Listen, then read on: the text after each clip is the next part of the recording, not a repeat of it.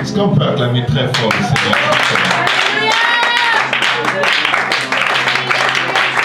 Je veux dire à quelqu'un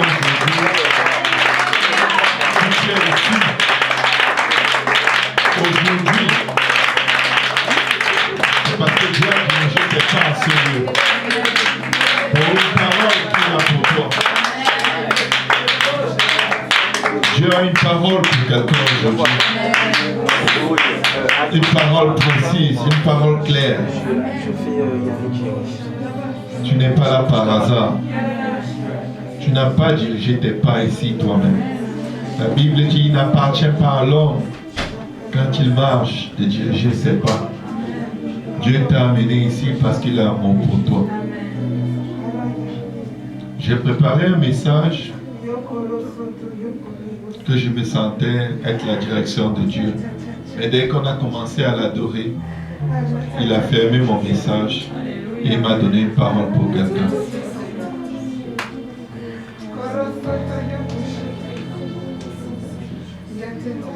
Marche devant le Seigneur la tête haute.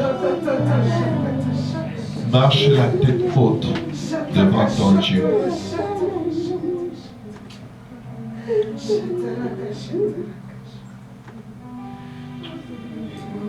Alléluia. Je voulais passer aux annonces, aux offrandes et tout, mais nous suivons l'Esprit. Amen. Là où l'Esprit nous amène, on y va avec lui.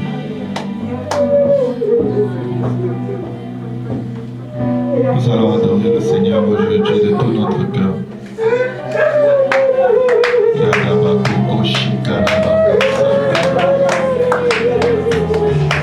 Alléluia. Robo soto rabakashi.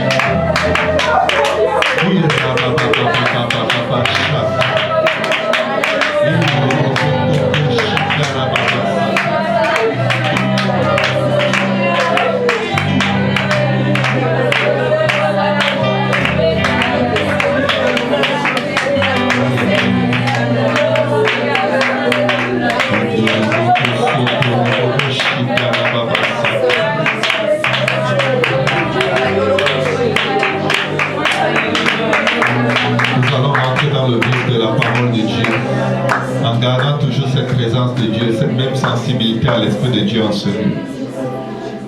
Ouvrons, pendant que l'Esprit bouge, ouvrons nos Bibles dans Genèse au chapitre 1. Que quelqu'un dise au commencement.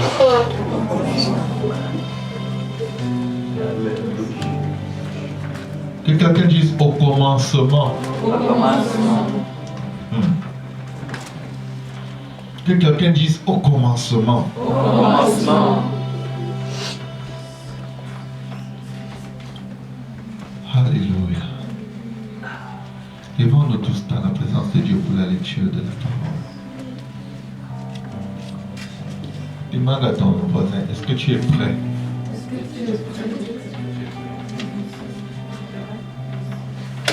Est-ce que tu es prêt? Au commencement. Au commencement, Dieu créa les cieux et la terre. Seigneur Jésus, nous t'invoquons en ce lieu. Nous venons te prier, prends le contrôle de cette assemblée, Seigneur. De tes enfants que tu as appelés des quatre coins de ce monde, Seigneur. Du nord, du sud, de l'est, de l'ouest, de toutes les nations, Seigneur. Qui sont réunis en ton nom, Seigneur. Papa, ne manque donc pas, selon ta grande fidélité, de leur parler encore, Seigneur Jésus. Pour leur faire marcher, Seigneur Jésus, sur le rocher qu'ils ne peuvent Éternel des armées, c'est toi qui es notre Dieu. C'est toi qui as fait de nous des sacrificateurs, Seigneur. Des sacerdoces royales, Seigneur. Nous ne manquerons pas de te faire confiance aujourd'hui, Seigneur. Quel que soit les temps, quelles que soient les circonstances, nous ne manquerons pas de tomber à tes pieds, Seigneur Jésus. Pour que tu accomplisses, Seigneur Jésus, que tu mènes à son bon terme la belle et magnifique œuvre que tu as commencée dans nos vies, Seigneur.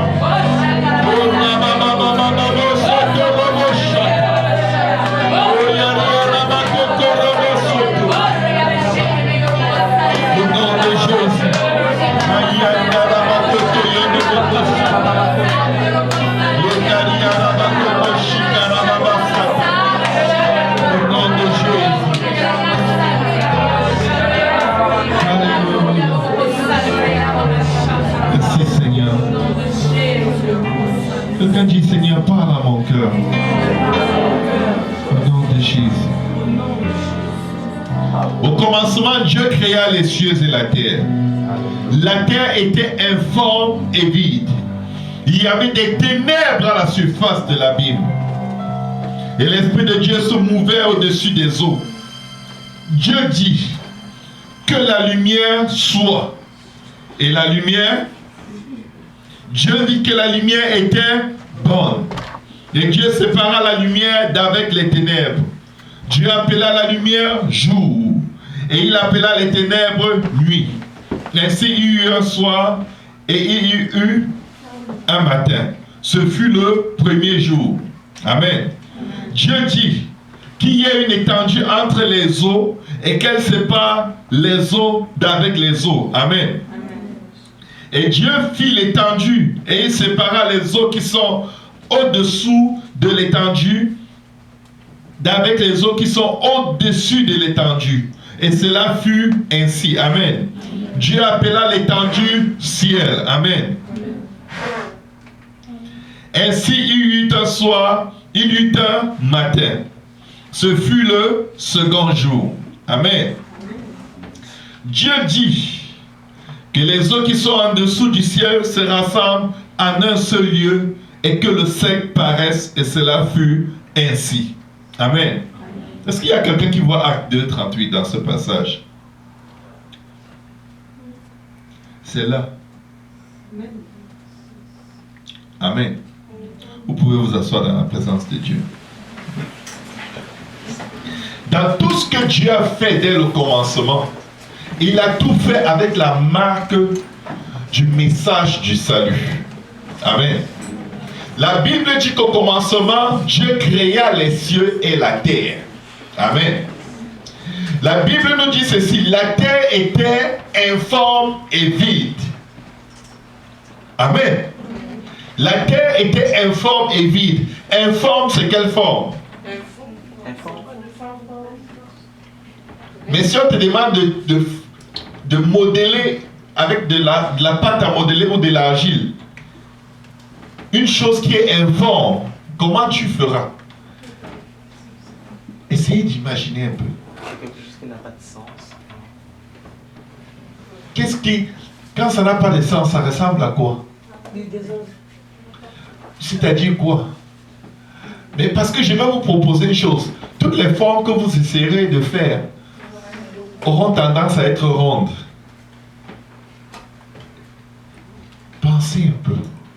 Mais la Bible dit que la terre était informe et vide. Elle n'était pas ronde, elle n'était pas carrée, elle n'était pas triangulaire, elle n'était pas hexagonale, mais elle était juste un tas de gâchis. Une boule de gâchis. Amen. J'ai voulu donner un exemple. Il faut que je me maîtrise. Elle n'était qu'un tas de gâchis. Amen. Et la Bible dit, il y avait des ténèbres à la surface de l'abîme. La terre était située où?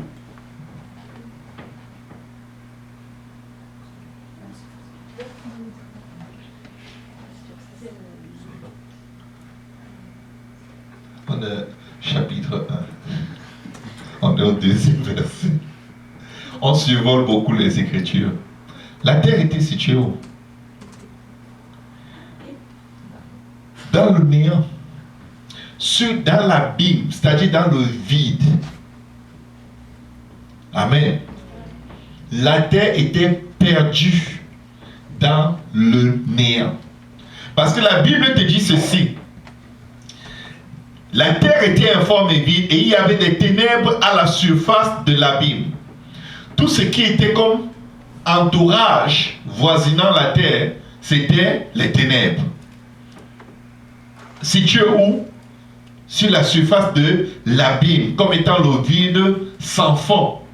Ni hauteur, ni profondeur, ni rien. Amen. Mais voici ce que la Bible nous dit. Et l'Esprit de Dieu se mouvait au-dessus des eaux. La Bible ne dit pas qu'au commencement, Dieu créa les eaux.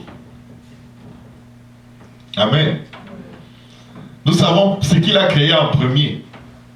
Mais la Bible n'exprime à aucun endroit à quel moment Dieu a créé cette eau. Mais sauf que l'eau était là pour quel but?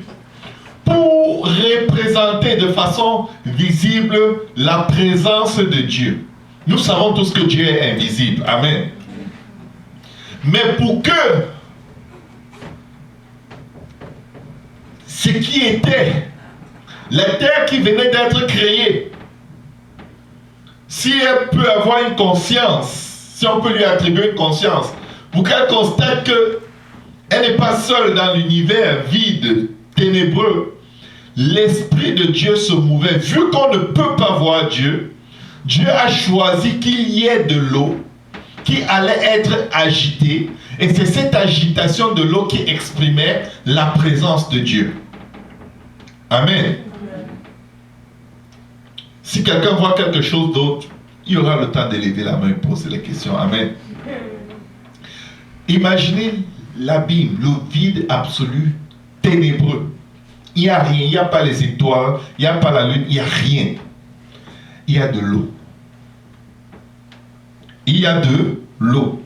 Et l'eau bouge. Qu'est-ce qui fait bouger l'eau? Il n'y a pas le vent.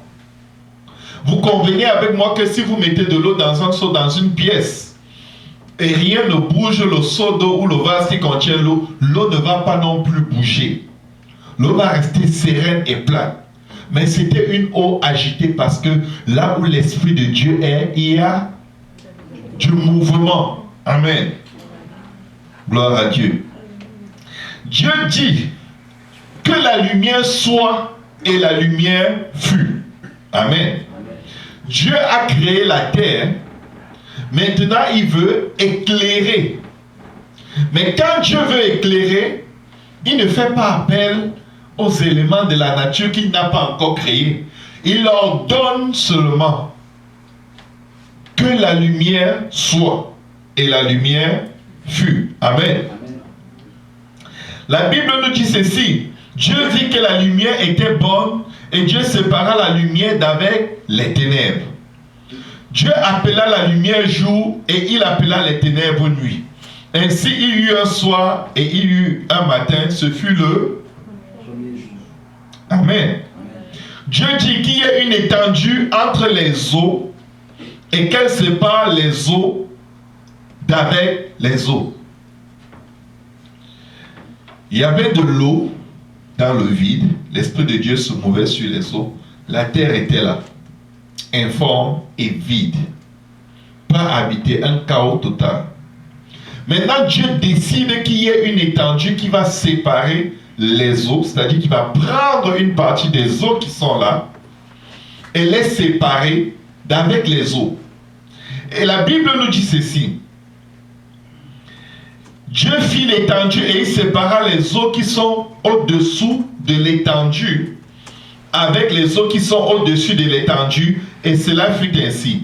Dieu appela l'étendue. Est-ce qu'on est tous ensemble?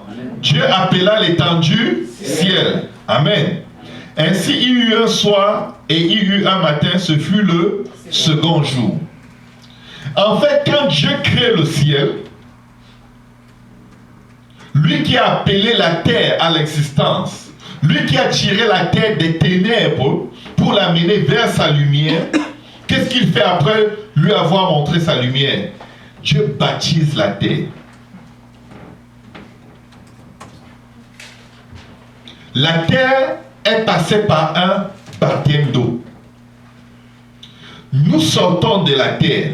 Amen. Et quand nous venons à Dieu, à quoi nous ressemblons? Nous ne ressemblons à rien. Nous vivons, nous sommes nés dans le péché. Nos parents nous ont conçus dans l'iniquité. Et nous venons à Dieu, notre vie ne ressemble à rien. Nous ne venons pas à Dieu sauvé, nous venons à Dieu perdus dans les ténèbres, sans forme, destinés à la perdition. Nous sommes comme la terre suspendue dans l'abîme qui ne sait pas où elle va. Mais parce que nous avons un Créateur qui nous aime, la Bible dit qu'il nous a tirés des ténèbres pour nous amener vers sa lumière merveilleuse. Et Dieu ordonne dans ta vie que la lumière soit. Et qu'est-ce qui est arrivé? La lumière fut. Amen. Nous marchions dans les ténèbres, nous voici subitement dans la lumière. Parce que Dieu a prononcé sa parole sur notre univers et sur nos vies. Nous commençons à être éclairés par la lumière. Mais est-ce que nous sommes sauvés? Non. Nous sommes attirés par Dieu. Et alors que nous nous approchons de Dieu, Dieu nous appelle à une séparation avec le monde des ténèbres. Et la séparation commence quand il ordonne qu'une étendue soit, et que cette étendue sépare les eaux qui sont au-dessus des eaux qui sont en dessous. Et quand cette étendue est formée, c'est ce que nous appelons le firmament qui nous entoure, le ciel. Quand le ciel est formé, le ciel va se former en récupérant une partie d'eau sur laquelle l'Esprit de Dieu se mouvait. Cette eau qui était avant que Dieu ne crée le ciel et la terre, et il va former le globe terrestre dans lequel la terre sera complètement noyée sous l'eau. Est-ce que vous avez déjà lu que la terre était noyée sous l'eau dans la Bible? Vous ne l'avez jamais vu? Vous l'avez lu. Vous l'avez lu 1000 fois. Vous avez enseigné ça sans même savoir. Lisons ce qui se passe ensuite. Dieu dit que les eaux qui sont en dessous du ciel se rassemblent en un seul lieu et que le sec paraisse. Pourquoi est-ce qu'il demande que l'eau se recule pour que le sec paraisse? Le sec était où? La terre était complètement couverte d'eau. Complètement. Parce que la terre était baptisée. Et ce n'est qu'après le baptême de la terre, c'est-à-dire son ensevelissement total, que maintenant Dieu commence à parler sur la terre. Mais avant de parler sur la terre, il commande aux eaux qui ont englouti la terre de se pousser un peu. Parce que la terre doit sortir et le sec doit apparaître. Quand tu es enterré avec Christ dans les eaux de baptême, la Bible dit que nous allons marcher en nouveauté de vie. Le vieil homme est enterré avec Christ dans les eaux de baptême. Donc quand tu sors des eaux de baptême, tu es appelé à marcher en nouveauté de vie. C'est-à-dire que tu ne seras plus informe et vide. Mais tu vas commencer à porter des fruits. Quand tu exposes ta vie à la parole de Dieu, la Bible nous dit ceci. Dieu appela le terre sec et il appela la main des eaux mer. Dieu vit que cela était bon. Quand quelqu'un est baptisé au nom de Jésus, Dieu voit que cela est bon. Amen. Amen. Amen. Puis Dieu dit que la terre produise de la verdure. Est-ce que la terre avait la verdure avant? Non, elle était sèche, elle était perdue dans l'univers. Dieu a appelé la lumière, il a baptisé la terre dans une partie des eaux qui étaient là, dans l'univers, sur lesquels l'Esprit de Dieu se mouvait. Maintenant, la terre sort de l'eau, elle est maintenant parce qu'elle est arrosée par l'eau. Amen. Parce qu'elle est arrosée par l'eau, elle est maintenant apte à produire. Mais la terre ne peut pas produire par elle-même. La terre ne peut rien faire par elle-même. De même que Jésus nous dit que sans lui, nous ne pouvons rien faire. La terre n'a pas demandé à naître. La terre n'a pas demandé à exister. La terre était perdue dans l'univers. La terre était dans une situation les plus chaotiques. Mais il a plu à Dieu que par l'évangile, il y a des terres ici qui ont été visitées par la lumière de Dieu, baptisées au nom de Jésus-Christ et qui sortent de l'eau pour marcher en nouveauté de vie. Amen. Dieu appela la terre sec et il appela la main des eaux mers. Dieu vit que cela était bon. Puis Dieu dit que la terre produise de la verdure, de l'herbe portant de la semence, des arbres fruitiers donnant du fruit selon leur espèce et ayant en eux leur semence sur la terre. Et cela fut ainsi. Je vais vous dire une chose. Est-ce que la terre, Dieu lui a appris à produire de la verdure? Est-ce que Dieu a sémé la semence de la verdure sur la terre pour qu'elle produise la verdure? Qu'est-ce qu'il a fait? Il a juste parlé. Il a juste parlé. N'arrête pas de permettre à Dieu de parler sur ta vie. Ne te fatigue pas d'être dans la maison de Dieu. Ne te dis pas que non, ça ne va pas, je vais rester à la maison. Laisse Dieu parler sur ta vie. Laisse Dieu te faire produire des choses que personne n'a jamais produit dans ta famille, dans ton école, dans ton travail. Permets juste à Dieu de dire sur ta vie ce qu'il a prévu pour toi. Amen. Avant la fondation du monde. La terre n'a fait que être là et attendre. En disant, celui qui a commencé une bonne œuvre en moi, il la mènera certainement jusqu'à son terme. La terre n'a pas commencé à dire, mais Seigneur, quand Dieu a commencé à dire que la terre produise la verdure, la terre n'a pas commencé à dire, Seigneur, mais la verdure, c'est difficile, c'est... La terre ne connaissait même pas ce que c'est que la verdure. La terre ne connaissait pas ce que c'est que l'herbe portant sa semence. La terre n'avait aucune conscience. La terre était qu'une chose formée par Dieu qui n'a même pas demandé à exister. La terre ne savait pas ce que c'est que des arbres fruitiers donnant du fruit. La terre n'avait jamais vu un arbre. La terre n'avait jamais vu du fruit. Amen. Mais la Bible dit, il fut, et cela fut ainsi. La terre produisit de la verdure, de l'herbe portant de la semence selon son espèce, et des arbres donnant du fruit ayant en eux leur semence selon leur espèce. Dieu vit que cela était bon. Il y eut un soir, il y eut un matin, ce fut le troisième jour. Je vais vous proposer quelque chose. Quand Dieu a dit à la terre, produis de la verdure, la terre était comme, oups, c'est quoi le langage? Mais la terre a dû, je ne mets même pas à la place de la terre, mais la terre a dû dire, produit c'est quoi? Attends un peu voir. Et pendant qu'elle bougeait, curieusement, il y avait des trucs qui rentraient, qui dérangeaient la zone de confort de la terre. Des choses qui pénétraient à l'intérieur de la terre. Ça gênait la terre, mais la terre essayait de faire de l'espace parce que c'est des racines de tout ce que Dieu avait ordonné qui commençaient à pénétrer. Tu sais, pour que tu portes des fruits dans le Seigneur, il faut que tu sois dégagé de ta zone de confort. Il faut que quelque chose bouge. Il faut que la terre se recule pour que les racines rentrent. Il faut que les pierres bougent. Quand tu commences à être enraciné dans le Seigneur, quand les racines de la parole de Dieu commencent à te pénétrer, ça te sort de ta zone de confort. Et pendant que tu essaies de comprendre pourquoi est-ce que maintenant ces péchés te troublent, ces choses-là te dérangent, tu es en train d'être enraciné pour porter des fruits. Mais je vais te dire une chose. C'est le moment où Satan va généralement venir te dire, oh, tu sais, toi, tu n'es pas bon. Tout ce que Dieu te demande de faire, tu n'arrives pas à le faire. Écoutez, Dieu a demandé à la terre de porter des fruits. La terre ne savent même pas ce que c'est que le fruit.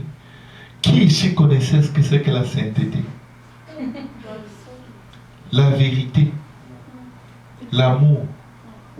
C'était juste l'instinct animal qui nous animait quand on ne connaissait pas Dieu. Les envies de faire tout ce qu'on a envie de faire. Toutes ces choses que Dieu nous demande de porter comme fruit, nous ne les connaissions pas. Mais je vais vous dire une chose. Tant et aussi longtemps qu'on permet à Dieu de parler, porte des fruits, sanctifie-toi, sanctifie-toi. Si tu ne fuis pas de la présence de Dieu, tu vas porter ce fruit. Si tu ne fuis pas la maison de Dieu, tu vas arriver à vivre pour Dieu comme Dieu veut que tu vives pour lui. C'est pourquoi généralement, ceux qui rétrogradent ne peuvent pas rétrograder et rester là. La Bible dit que le méchant ne subsiste pas dans l'assemblée des saints. La parole va soit te faire fuir, soit te faire désirer arriver à porter ses fruits. Que ta bouche va s'ouvrir un jour et dire à Dieu, mais Seigneur, finalement, le fruit là, c'est quoi? Tout ce que j'essaie, ça ne donne pas. Il dit, laisse-moi parler sur ta vie. Laisse-moi parler sur ta vie. Ta part, c'est d'avoir la bonne volonté et de t'exposer dans ma présence. Ta part, c'est juste de prier. Prie seulement. Prie. Parce que nous ne luttons pas contre la chair et le sang. Prie seulement. Reste seulement dans la présence de Dieu, soumis en prière. Amen. Tu vas porter ce fruit. Parce que Dieu ne peut pas. La Bible dit que la parole de Dieu ne sort pas et retourne à lui sans porter des fruits. Amen.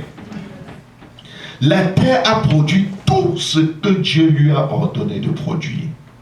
Pourtant, la terre au départ devait se regarder comme la plus misérable des choses que Dieu a pu créer. Quand Dieu a créé la lumière, la terre devait dire, ah Seigneur, tu aurais dû me faire lumière. Regarde comment je suis toujours sec.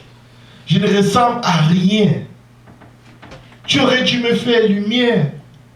Tu décides que je sois la terre. La lumière au moins sert à quelque chose. Je te sers à quoi, Seigneur?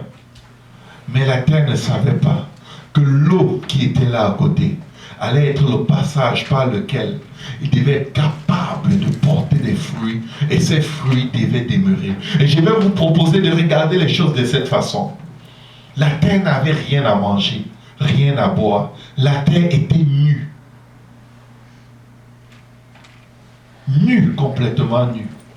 Mais quand Dieu l'a passée dans l'eau et qu'il a parlé sur elle, la terre a porté son premier vêtement, la verdure. La terre n'avait plus honte. Elle ne regardait plus les étoiles en disant pardon, pardon. Non, la terre pouvait se montrer. Pour moi aussi, je suis habillé. Je suis habillé de la parole de mon Créateur. Je suis habillé de la justice de mon Dieu. Dieu lui a dit la verdure d'abord. La verdure, c'est tout ce qu'il y a comme herbe simple. Ça paraît être simple. Mais après, lui dit des arbres portant des fruits. La terre, Dieu s'est dit, si Dieu m'a fait porter la verdure, un semblant de sainteté, là, je ne suis plus nu. Je suis sûr que tout ce qu'il veut que je réussisse à faire, je vais faire. Et la terre a dit, ah Seigneur, aie ta volonté en moi.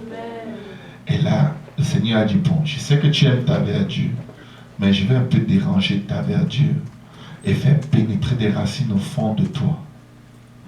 Et là, les racines ont commencé à pénétrer. Et alors que la terre s'attendait à voir des herbes pousser encore, il voit un tronc solide qui ne ressemble pas aux herbes qui commencent à pousser. Il dit, wow, c'est quoi ça? Le Seigneur dit, c'est ce que je t'ai demandé de produire. Reste juste tranquille. Continue de prier, ça vient. Ça vient. Et l'arbre ne fait que grandir. L'arbre ne fait que grandir. L'arbre ne fait que grandir. Et la terre qui ne connaissait pas ce que c'était la verdure est en train de produire de la verdure. La terre qui ne savait pas ce que c'est qu'un arbre fruitier est en train de produire des arbres fruitiers. Qui était en train de le faire? C'est Dieu. Amen. La terre était seulement dans sa présence. Dans la présence de Dieu, il n'y a rien qui soit impossible. Et je vais vous dire une chose. Dieu va plus loin encore. Et il montre à la terre, tu croyais que tu as tout vu. Mais tu as même des oiseaux en toi. Tu as tout en toi. Tout ce qui fait ton bonheur sur cette terre, c'est déjà en toi. Il suffit seulement que tu restes. Je vais te faire produire des lions, des éléphants, toutes sortes de choses. Je vais même te faire manger le fruit que tu portes. Parce que quand les arbres commencent à pousser et à porter des fruits, il n'y a encore personne pour les manger. Et les fruits tombent et qui les mange? La terre.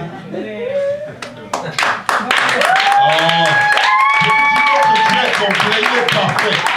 Quand tu fais des efforts dans le Seigneur, quand tu portes un quelconque fruit, le premier bénéficiaire, c'est toujours toi. Généralement, avant que les hommes ne constatent que oh, les fruits de cet arbre sont mûrs, il y a déjà au moins un fruit qui est tombé. On va le constater seulement après, quand ça commence à tomber. Et là, on vient en profiter. Mais il n'y a aucun arbre qui produit du fruit sans en manger. Amen. La terre, je veux dire, il n'y a aucune terre qui produit du fruit sans en manger. La terre était capable de manger ses propres fruits. Et la terre devait se dire, wow, je suis habitué juste à l'eau. L'eau et rien que l'eau. Et parfois, avec les animaux qui sont venus, mais avant même que les animaux ne viennent commencer à manger ce que la terre avait produisait, la terre, elle le mangeait déjà. Parce que les arbres et les fruits sont produits avant la création des animaux qui allaient les manger. Donc le premier bénéficiaire, c'était qui? La terre. Le Seigneur dit, je veux que vous portiez des fruits et que ces fruits demeurent jusqu'à la vie éternelle. C'est pour toi tous les fruits que Dieu te demande de produire. C'est pour moi. Ce n'est pas pour Dieu. On ne jeûne pas pour Dieu. On ne prie pas pour Dieu. On ne marche pas dans la justice pour Dieu. On ne pardonne pas pour Dieu. C'est d'abord pour nous. Le premier à qui nous faisons, le premier bénéficiaire de notre marche avec Dieu, c'est nous-mêmes. Amen.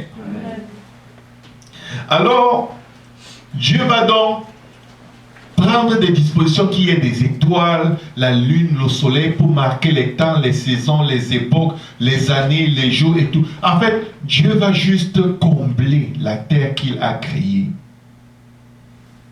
de tout ce qu'il faut pour qu'elle ait toutes les saisons favorables à sa pérennité, c'est-à-dire à sa perpétuité. Amen. Et après, il va créer l'homme. L'homme à qui il va donner la domination sur tout ce qu'il a créé. Amen.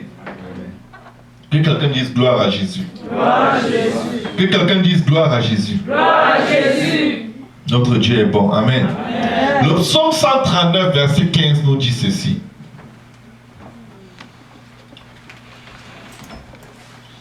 Mon corps n'était point caché devant toi.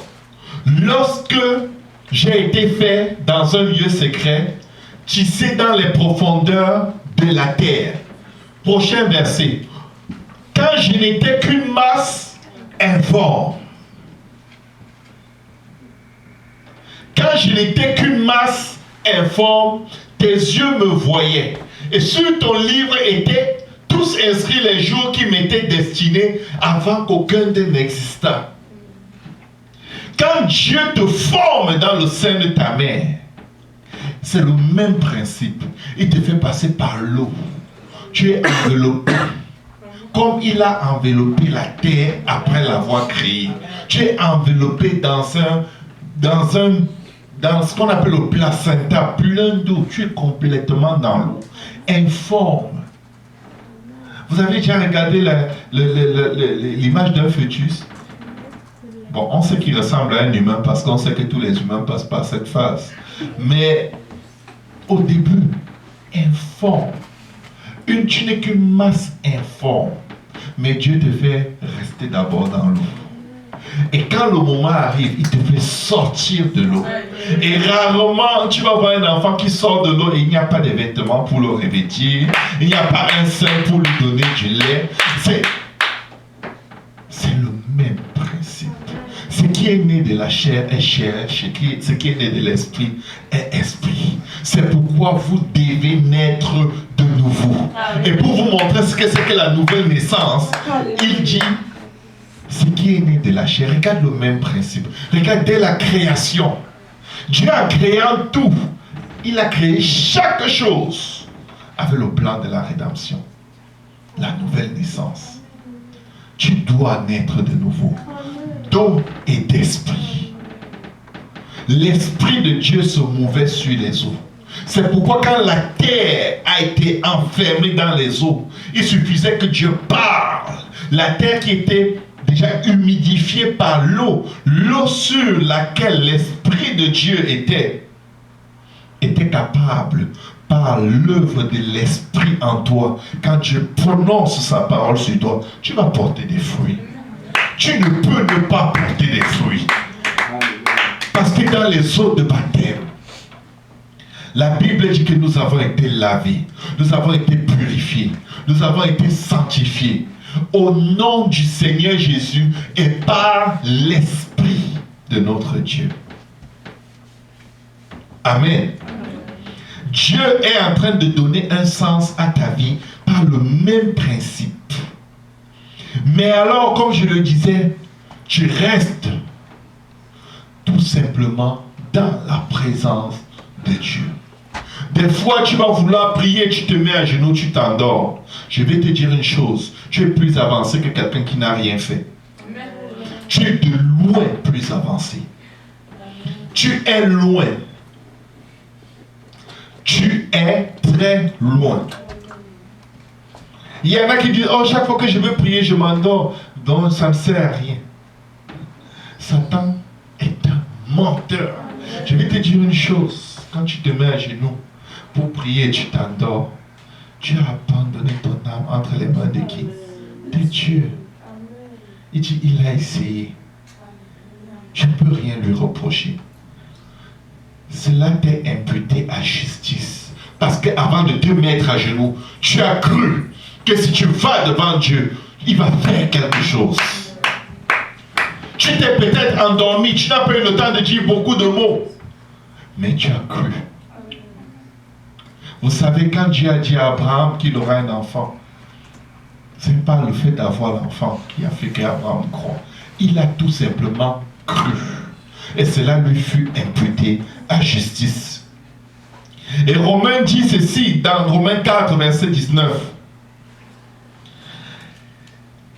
Il ne considéra point que son corps était déjà usé, puisqu'il avait près de 100 ans, et que Sarah n'était plus en état d'avoir des enfants. Quand Dieu demande à la terre de porter des fruits, la terre ne considère pas son état. La terre ne considère pas le fait qu'elle ne sache pas ce que c'est. Écoutez, un homme de 100 ans, il est presque mort dans ses organes génitaux. Mais il a dit, c'est pas ça mon problème. Mon seul soutien et appui, c'est que Dieu a dit que j'aurai un enfant. Mes frères, mes sœurs, méfiez-vous de vous appuyer sur votre propre justice. Méfiez-vous de vous appuyer sur vos propres œuvres. Veillez seulement à ce que vos genoux fléchissent tous les jours devant ce Dieu-là pour dire, papa, me voici comme je suis. Fais de moi quelque chose. J'ai tellement besoin de toi.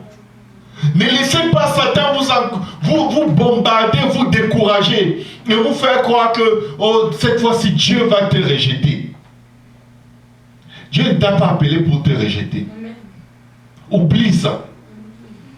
Il n'est pas allé à la croix pour savoir comment mieux te rejeter. Pour te dire, ah donc tu vois ma croix, hein? Ah c'est ce que tu me fais, ok, vas-y. Ça c'est l'image qu'on a de Dieu. Vous savez pourquoi? Parce que c'est comme ça qu'on a été avec nos parents terrestres. Amour conditionné. Attention conditionnée. Tu as les bonnes notes à l'école. Oh, tu es un bon enfant.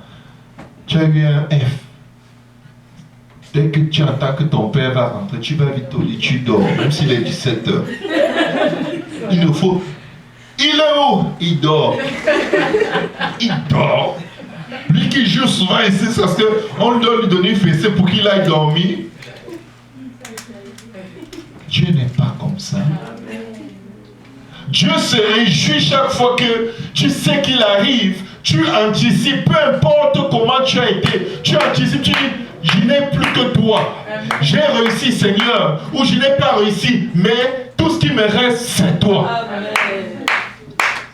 Tout ce qui me reste, c'est toi, papa. Aujourd'hui, j'ai réussi à prier. Tout ce qui me reste, c'est toi. Aujourd'hui, je n'ai pas réussi. Tout ce qui me reste, c'est toi. L'erreur que nous faisons souvent, c'est que quand on réussit à prier, jeûner, à être discipliné comme le Seigneur attend que nous soyons, et c'est la volonté de Dieu qu'on y soit, on s'appuie sur ça. Ça devient nos galons. Je suis capable. Et là, quand tu dis, il faut jeûner, hein, c'est parce que tu sais que tu as enfin réussi à jeûner. Tu as enfin réussi à... Il faut prier, c'est parce que tu sais que tu as enfin réussi à prier. Mais je viens vous défier. Essaye de jeûner par tes propres forces. Après 30 minutes, tu auras les vertiges. Après 1 heure, tu vas baver.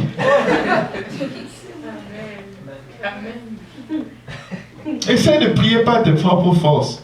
Tes pensées vont être dispersées dans la lune, les étoiles, le soleil, ce que tu vas faire bientôt, qui va t'appeler. Et tu vas dire, après tu te lèves 1 heure, après avoir parlé la langue, 1 heure, tu dis, ouf, moi je prie. Hein. Tu n'as pas prié, tu as rêvé. Mais quand tu t'approches de Dieu, sachant qu'il est Dieu et il est le rémunérateur de ceux qui le cherchent, tu dis, papa, je dépends de toi. Me voici comme la terre informe et vide. Mets encore la verdure de ta sainteté sur moi. Fais-moi porter des fruits comme tu attends de moi. Je ne suis pas capable, mais toi qui connais comment on y arrive, je sais que je peux compter sur toi. Et quand l'ennemi vient te dire, ah, tu es toujours comme ça. C'est ce que tu disais ici dimanche passé. Tous les dimanches, jusqu'à quand? Tu lui dis la ferme. Amen. C'est pas à toi que je demande faveur. Amen. Il n'y a rien de bon en toi. Amen. Mon Père est bon. Amen. Mon Dieu est bon. Mon Sauveur est bon. Il m'aime comme il m'a créé. Tout ce qu'il attend, c'est que je dépende de lui. Et que je m'expose à lui. Parce qu'il veut la communion avec moi. Tu sais, quand tu t'approches de Dieu avec l'attitude de pauvre pécheur, tu es plus agréable à Dieu comme celui-là qui vient dire, Seigneur, c'est bon, là, on a reçu, tu dis, t'es très bon. Dieu dit, ouais.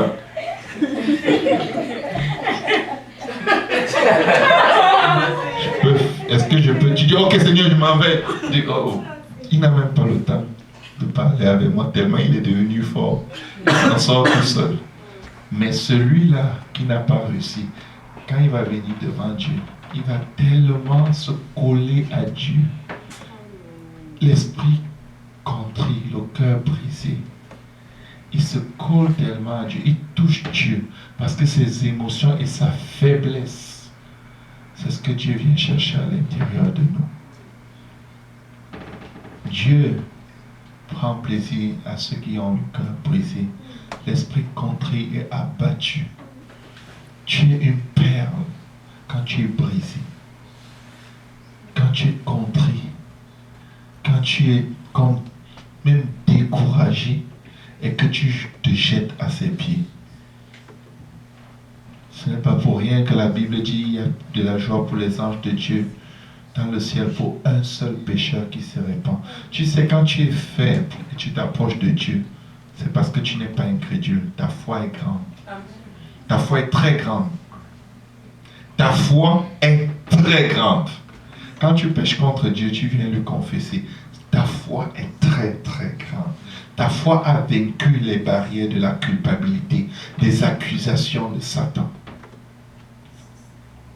Ta foi a brisé les liens du péché pour exposer ce péché à Dieu.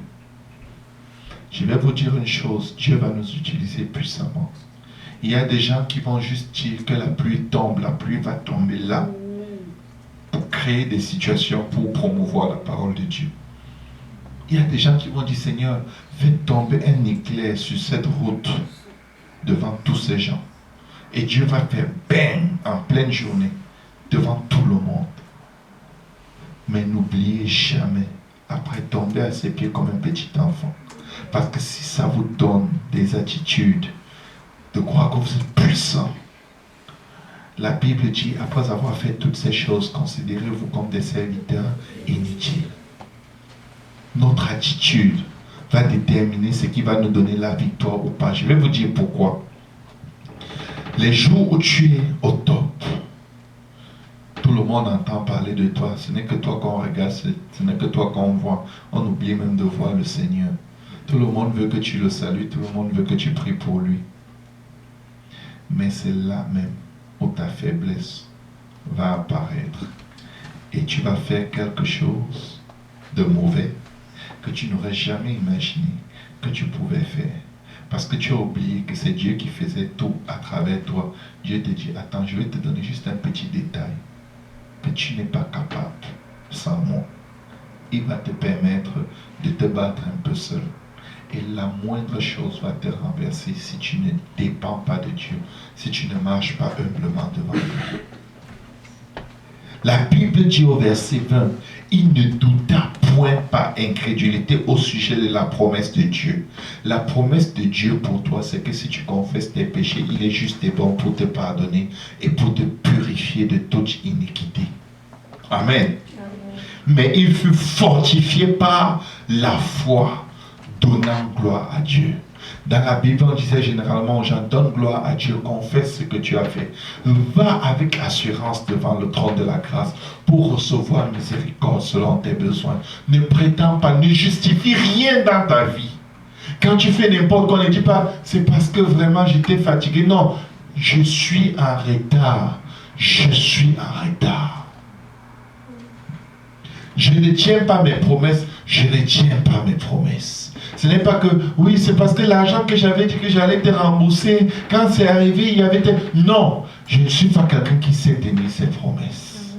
Quand tu t'approches de Dieu, ne dis pas, non Seigneur, tu sais, tu m'avais béni pour que je rembourse telle dette. Mais après, dis seulement à Dieu, Seigneur, je viens de découvrir encore, je ne tiens pas mes promesses, délivre-moi. Dieu veut que tu prennes la matière brute, tu lui donnes, pour qu'il travaille avec. Il ne veut pas que tu t'expliques. Donne-lui le problème brut. Si tu as des mensonges qui reviennent, dis, Seigneur, en fait, je mange, je ne sais même plus comment on ne ment pas. Est-ce que tu peux faire quelque chose? Tu restes là comme la terre. Il va te recouvrir d'une nouvelle verdure. Dieu veut rendre quelqu'un plus beau qu'un jardin d'Éden. Dieu veut rendre quelqu'un portant plus de fruits que toutes les personnes que tu as déjà vu porter des fruits autour de ta vie. Zacharie chapitre 3. Mémorisez ce chapitre de Zacharie, parce que c'est là où nous passons tous les jours. Zacharie au chapitre 3. Premier verset. Il me fit voir Josué, le souverain sacrificateur. Que quelqu'un dise le souverain sacrificateur. Debout devant l'ange de l'Éternel. Il est dans la présence de Dieu. Et Satan, qui se tenait à sa droite pour l'accuser. Qu'est-ce qui fait que souvent quelqu'un va pleurer à l'église? Tout le monde vient même le consoler. Il dit, lâchez-moi, je n'arrive pas, je suis fini. Il confesse le négatif. Tu veux le remonter, il est toujours négatif. C'est parce que Satan est en train de mettre les missiles dans sa tête. Satan l'accuse. Satan l'accuse. Il veut s'appuyer sur la parole de Dieu. Satan l'accuse encore plus.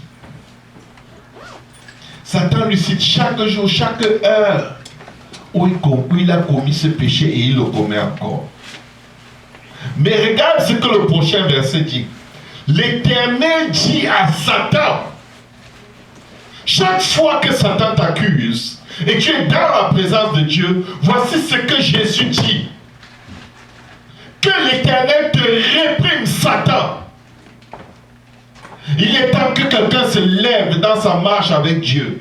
Là où il n'arrive pas à faire quoi que ce soit. Et l'ennemi veut l'écraser dans le découragement. L'ennemi veut l'écraser dans la culpabilité. Qu'il se tourne, même s'il n'y a personne autour de lui, dit, l'Éternel te réprime, Satan. Amen.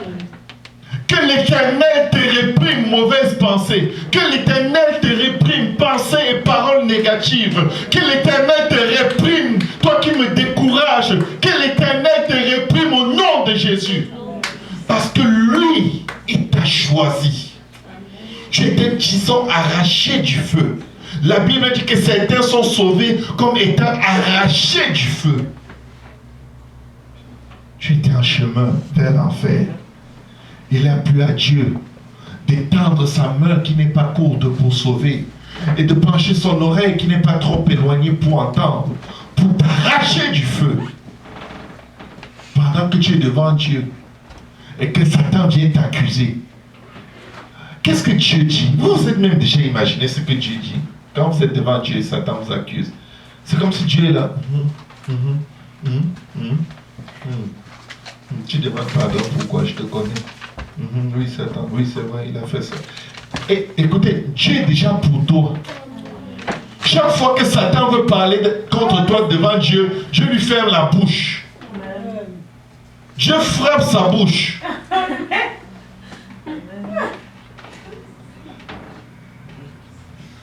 Réprimer, c'est quoi? Vous connaissez ça? Quelqu'un ici a-t-il été réprimé par ses parents quand tes fesses sont chauffées ce jour-là? C'est des claques. Satan vient dans la présence de Dieu se faire gifler. Et je vous assure qu'il y a des fois il n'a pas envie de venir. Mais c'est comme une malédiction sur lui. Il est appelé l'accusateur des saints. Il ne peut ne pas accuser. Donc il ne peut ne pas se faire gifler.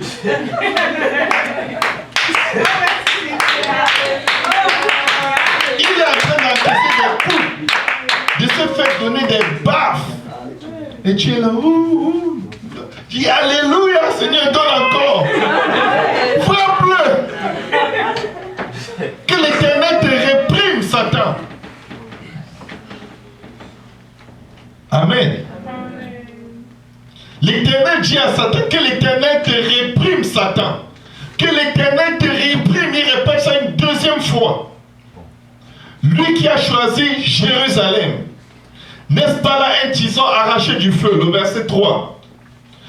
Regardez dans quel état il s'est approché de Dieu. Et c'est comme ça que nous nous approchons tous les jours de Dieu. Or, Josué était couvert de vêtements sales. Il se tenait debout devant l'ange. Quand tu t'approches de Dieu, tu n'es pas si propre que ça. Mais je vous dis, Dieu gifle quand même Satan. Dieu ne va pas gifler Satan parce que tu es propre. Il le gifle parce que tu lui appartiens. Parce que tu es un tison arraché du feu.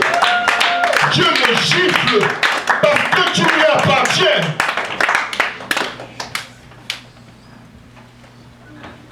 C'est une malédiction que Satan a de nous accuser. Il se fait gifler tout le temps. Regardez, il est sale, souillé.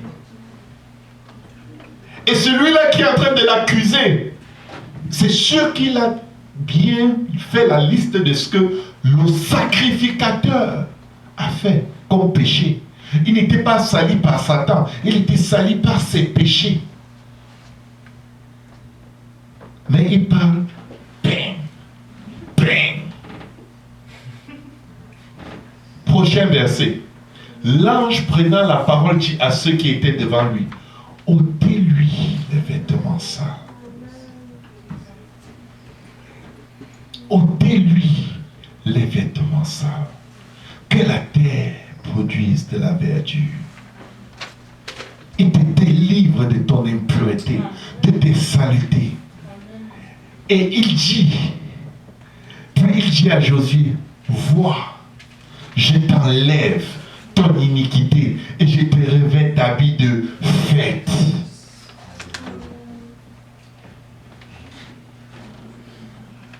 Il y en a qui portent les vêtements de fête, mais qui restent souvent dans le deuil. Et quand tu es dans la présence de Dieu, Réjouissez-vous toujours dans le Seigneur. Je vous dis, réjouissez-vous. Que vous soyez sale, réjouissez-vous. Que vous soyez propre, réjouissez-vous.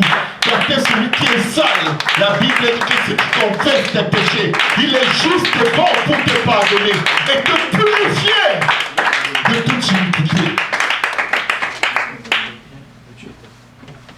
Pourquoi? Parce que tu lui appartiens. Tu n'étais qu'une masse informe. Tu lui appartenais déjà. Tu étais comme la terre, informe et vide, dans les ténèbres. Il avait déjà son plan. Il avait son plan. Tu étais sale. Et Dieu, enlevez-lui. Il ordonne aux anges, enlevez-lui ses souillures. ôtez-lui les vêtements sales. Puis il dit à Josué, vois, je t'enlève ton iniquité et je te revêt d'habits de fête. Prochain verset. Qu'on mette sur sa tête un turban pur. Et il mit un turban pur sur sa tête et il lui mit des vêtements. L'ange de l'Éternel était là, dans la présence de Dieu, comme au commencement. Qu'est-ce que Dieu ne va pas faire avec toi? Qu'est-ce que Dieu ne fera pas de toi? L'ange de l'Éternel fit à Josué cette déclaration. Ainsi parle l'Éternel des armées. Si tu marches dans mes voies et tu observes mes ordres, tu jugeras ma maison et tu garderas mes parvis. Je te donnerai libre accès parmi ceux qui sont ici. Dieu a fait tout cela gratuitement. Mais Dieu va toujours te montrer le chemin de faire mieux. Amen. Pour te donner un nom et une destinée dans ses murs, dans sa maison, comme il dit dans Ésaïe 56. Le prochain verset. Écoute donc, Josué, souverain sacrificateur. Y a-t-il des sacrificateurs de l'Éternel ici? Et dis-toi et tes compagnons qui sont assis devant toi, car ce sont des hommes qui serviront des signes. Vous servirez des signes. C'est pourquoi l'ennemi veut à tout prix vous décourager. C'est pourquoi il veut toujours vous faire croire que Satan a fait ceci, Satan a fait cela, le diable a... Écoutez, il est réservé à Satan de faire ces choses parce que tout ce qu'il a comme portion au milieu de nous, c'est l'agitation. Laissez-le au moins s'agiter. Laissez-le au moins aboyer. Laissez-le au moins crier. Mais vous, votre part, c'est que vous êtes des signes. Parce que nous avons vaincu Satan à cause de la parole de notre témoignage et du sang de l'agneau. Vous êtes des signes de victoire pour ces gens qui marchent dans les ténèbres dehors et qui ne connaissent pas le Dieu que vous connaissez. Vous êtes des signes de prospérité à tout égard, comme prospère l'état de vos âmes. Dieu va faire pour vous des prodiges, des faveurs, des miracles que vous ne méritez pas pour attirer d'autres personnes à lui. Je ne peux pas vous dire combien de fois Dieu l'a fait dans ma vie. Je suis face à une situation que je ne mérite pas. Mais parce que je sais qu'il y a plein de gens qui ne connaissent pas Dieu. Les membres de ma famille, ils sont au courant de ma difficulté. Je sais Dieu va le faire. Je ne prie même plus pour ça. C'est bon. J'ai dit c'est bon. J'ai dit seulement merci Seigneur. Je sais que tu vas le faire. Il y a tel qui m'observe. Tu vas le faire pour la gloire de ton nom, c'est pas pour moi. Fais-le pour toi. Je ne mérite pas, mais fais-le quand même, Seigneur. Parce qu'il y a quelqu'un à qui je parle de toi depuis, qui veut voir ta puissance et ta gloire. Amen. Amen. Voici, je reviens le verset d'avant. Voici, je ferai venir mon serviteur, le germe. Le germe d'Isaïe, c'est Jésus. Prochain verset. Car voici pour ce qui est de la pierre que j'ai placée devant Josué. Il y a 7 yeux sur cette seule pierre. La pierre angulaire qu'ont rejeté ceux qui bâtissaient. L'agneau de Dieu qui a 7 yeux. Il y a 7 yeux sur cette pierre. Voici, je graverai moi-même ce qui doit y être gravé, dit l'Éternel des armées, et j'enlèverai l'iniquité de ce pays en un jour.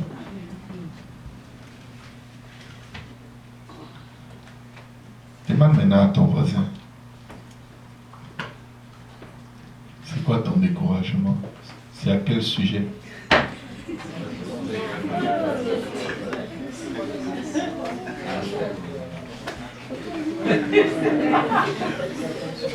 C'était quoi encore ton problème? Écoute, tu as une destinée devant le Seigneur. Amen. Tu as un avenir. Amen. Tu as des voies, tu as des capacités que tu n'as pas encore découvertes. Tu es capable de faire avec Dieu des exploits, des choses que même si on te disait, tu ne croirais pas. Parce que sa parole déclare que l'œil n'a pas encore vu et l'oreille n'a pas encore entendu. Amen. Si ce que tu vis en ce moment, c'est ça le résumé de ta vie chrétienne sur la terre, c'est que tu as une pauvre foi. Tu ne peux pas résumer toute ta marche avec Dieu par les circonstances d'aujourd'hui. Tu ne peux pas. Parfois, quand tu es devant Dieu dans les lamentations, lamente-toi pour une âme qui se perd, c'est correct. Et après, réjouis-toi parce que Dieu va la sauver. Amen. Anticipe. Anticipe sur ce que Dieu va faire. Anticipe et réjouis-toi dans le Seigneur. Parce que s'il y a quelqu'un qui ne veut surtout pas que tu te réjouisses, c'est Satan.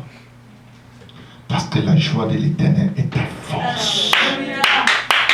Que le faible dise, je suis fort. Quand tu te réjouis, tu deviens fort. Quand tu te réjouis, tu deviens puissant. Quand tu te réjouis, ta foi devient puissante. Quand tu te réjouis, tu commences à appeler à l'existence les choses qui ne sont pas. Et elles n'ont pas le choix que de se manifester. Parce que Dieu a mis un pouvoir au bout de ta langue.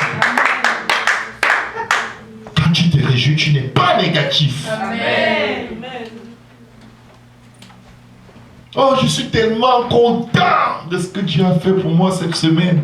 Oh, même si je n'aurais rien après. Même si je ne pourrais pas aller à l'église parce qu'il n'y a pas l'argent du ticket. Tu te bats avec qui là? Tu ne peux pas aller à gauche et à droite au même moment. Tu vas te déchirer. Je me réjouis de ce que Dieu a fait. Et même si je n'ai pas un sou, je sais que je serai au culte à 13h aujourd'hui. Il est 12h30, je n'ai pas $3 pour le ticket du métro, mais je me vois en train de louer Dieu dans sa maison. Et je serai à l'heure au nom de Jésus. Je serai à l'heure. Chaque fois que tu fais, tu dis, je m'en vais dans la maison de l'Éternel. Et avant que tu t'en aperçoives, il y a quelqu'un qui passe dans sa voiture, qui dit, est-ce que je peux te déposer quelque part? Tu ne déposes pas dans la maison de mon frère. J'ai appelé à l'existence les moyens de transport dont j'ai besoin. Appelle à l'existence ce dont tu as besoin. Dieu, quand il a créé la terre, Dieu nous a créés à son image, selon sa ressemblance. Quand la terre n'avait pas de verdure, il a appelé la terre. La verdure à l'existence. Quand la terre n'avait pas d'arbres, il a appelé les arbres à l'existence sur la terre. Quand la terre ne portait pas de fruits, il a appelé les fruits à l'existence sur les arbres que la terre portait. Quand la terre n'avait pas d'animaux, il les a appelés à l'existence. Il a dit que la terre produise des animaux.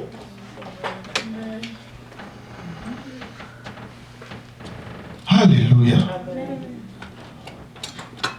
Parfois, compare tes lamentations avec les lamentations des gens comme Jérémie.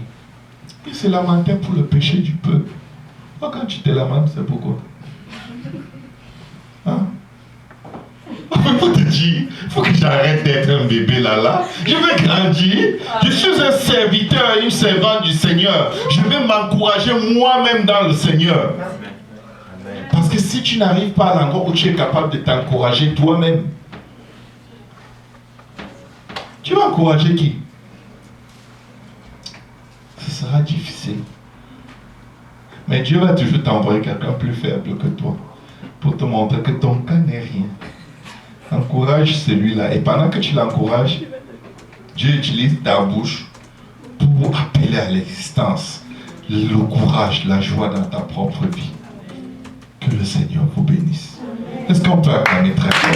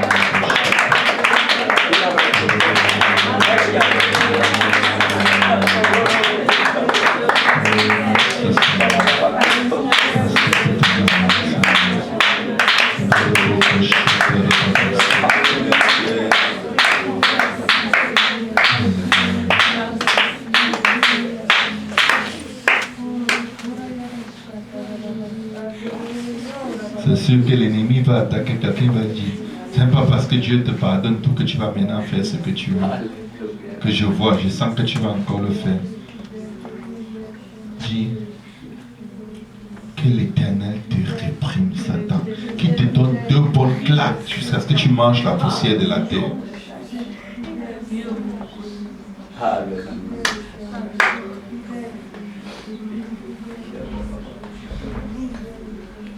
L'ennemi veut te faire croire parfois que tu es fake, c'est-à-dire que tu es juste l'apparence, mais au fond tu es pourri.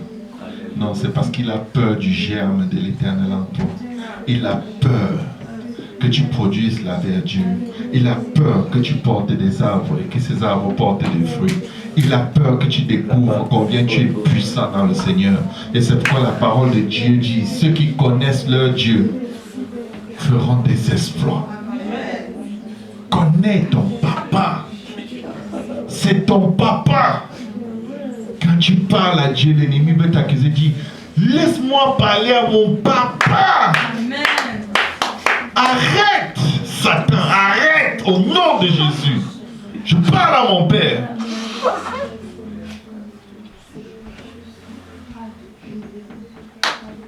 Je parle à mon Père.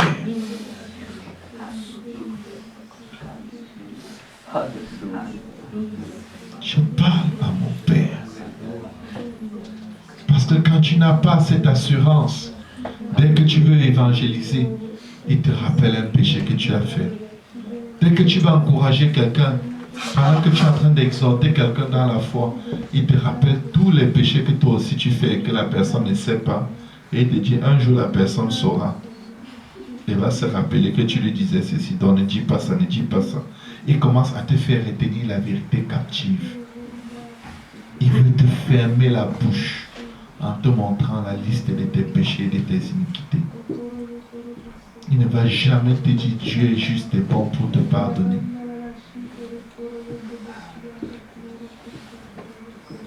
Le Seigneur dit, mes petits enfants, ne péchez point.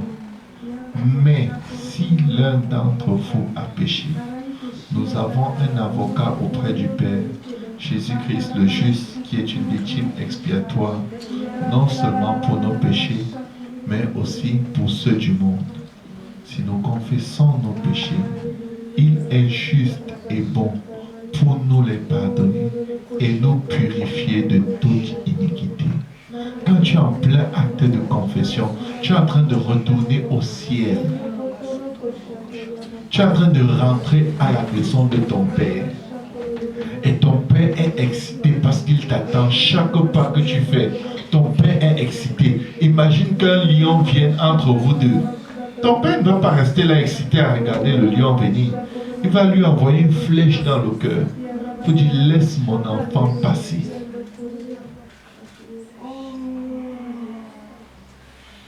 Que rien ne t'empêche d'approcher ton Dieu, ton Père, avec toute l'assurance, pour recevoir la miséricorde, la faveur non méritée de Dieu selon tes besoins. Merci Seigneur. Me voici, Seigneur. Me voici. Je me donne. Je me donne tout à toi.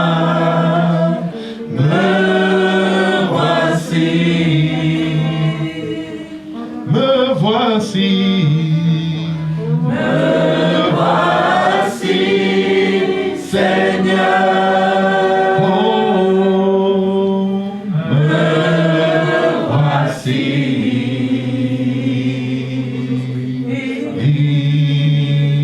Que ton esprit me transforme. Me voici. Me voici. Me voici, Seigneur. Seigneur, me voici. Je me donne,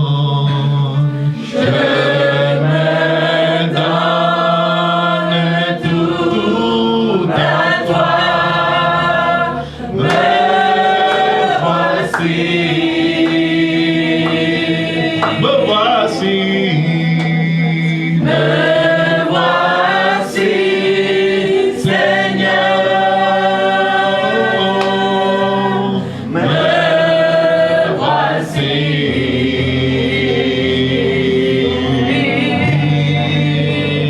Que ton esprit me transforme. Me voici. Si vous voulez avancer pour prier, vous êtes libre de le faire. Me voici, c'est me voici, Seigneur. Seigneur, me voici. Je me donne. Je me donne tout à toi. Me voici. Me voici. Me voici, Seigneur. Me voici.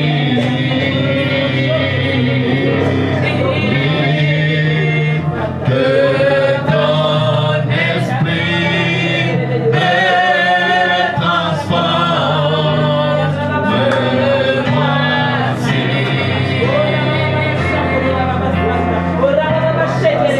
Car il a fait, il a fait de grandes choses. Il a fait de grandes choses. Alléluia.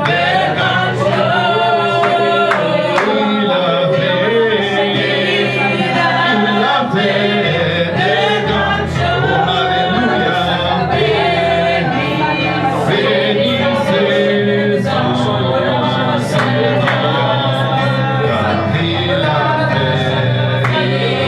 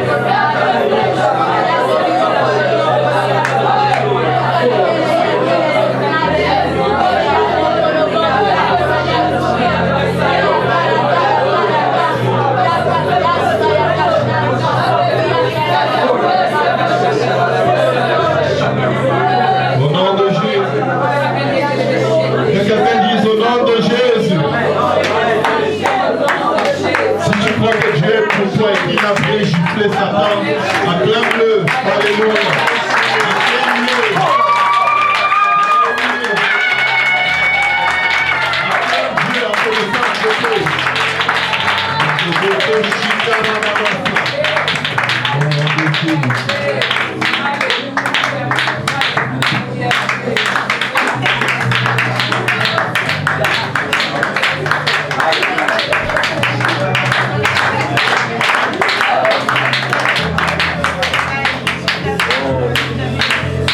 à Jésus.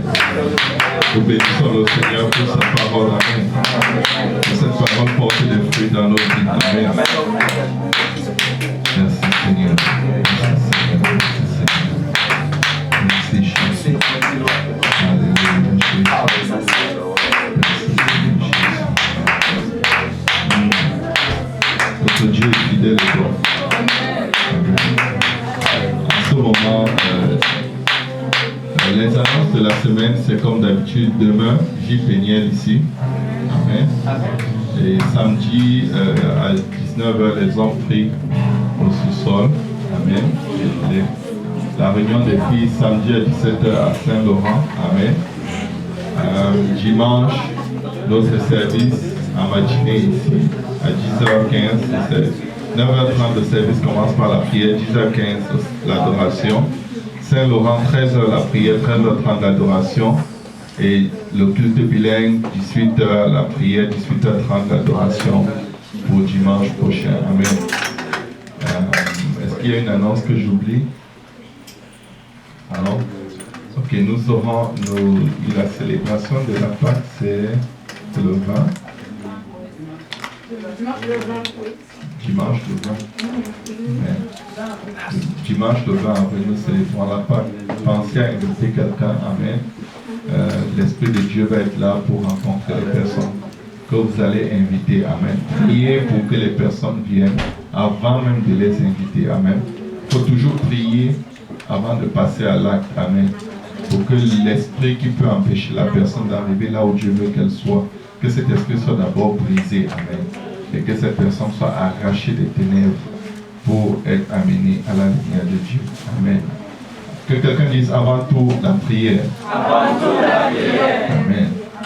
Gloire au nom de Jésus. Dites avant tout la prière. Avant tout la prière. Troisième fois, avant tout la prière. Avant tout la prière. Amen. Oui, nous allons maintenant passer à nos offrandes. Amen. Le frère Yannick va venir avec le panier des offrandes.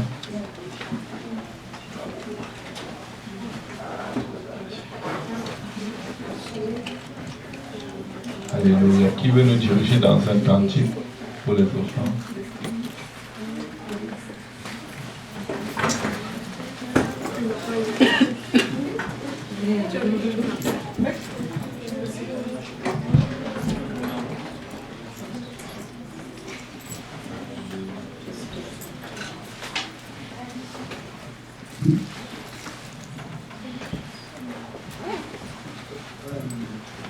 Pour ce service, merci pour ta présence qui est dans cette terre aussi. Nous prions pour que tu bénisses ton frère. Nous prions pour que tu bénisses ceux qui ont quelque chose et ceux qui n'ont pas. Nous prions pour que ceci aide à l'avancement de ta parole, à la construction de la maison de Dieu. Je t'en supplie, protège chacun d'entre nous et qu'il enseigne son papa. Papa, je t'en supplie, bénisse ton frère. Au nom de Jésus. Amen.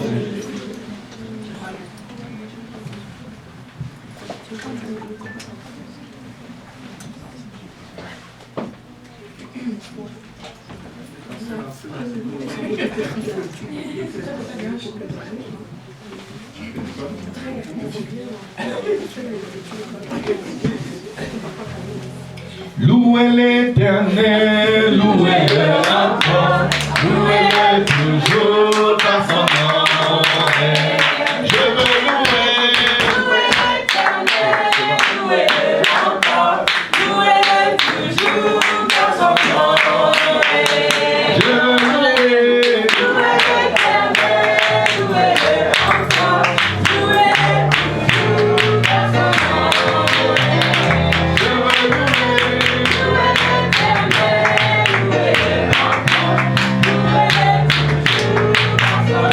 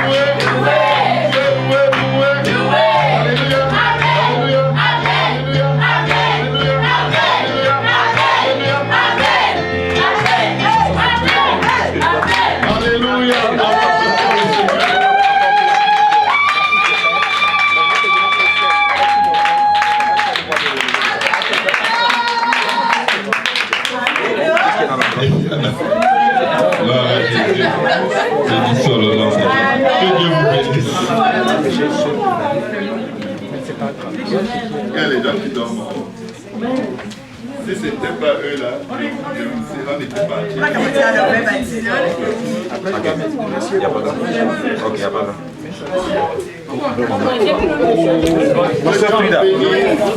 On doit se voir, non? On doit parler, non? Ok, Jules, on va comment on va ensemble. Non, ok, demain. Ok. Ça, c'est l'affaire de banque. Je vais te donner ça après. Je vais te donner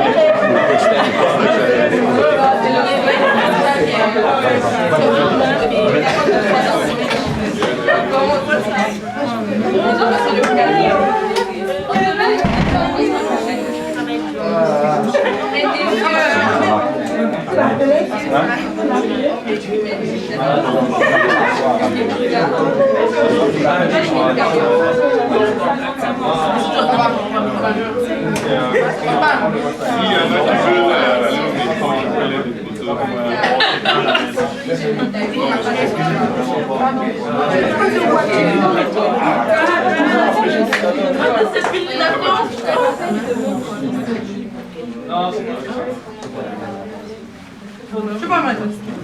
Je me laisse. Non, en fait, est-ce que c'est mieux que... Dis-moi. Je peux en mettre un vrai déjà pour le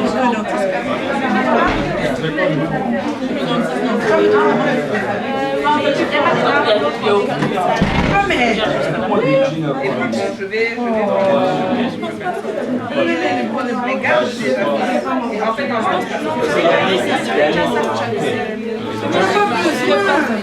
Mais si c'est pas ça,